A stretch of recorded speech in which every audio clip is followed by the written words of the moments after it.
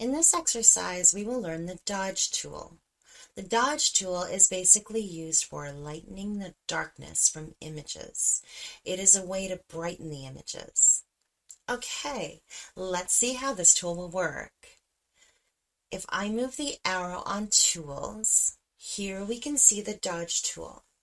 If I right-click, we can see O is the shortcut key. Okay, let's select this tool and make sure midtones is selected and exposure is 50%. It is just the level of brightness.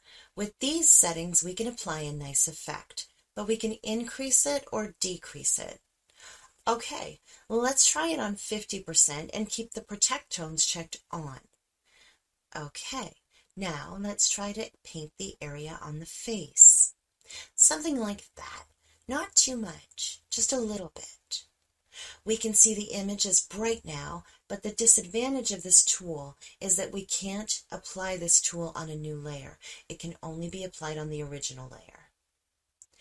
Okay, the next exercise we will learn is the burn tool.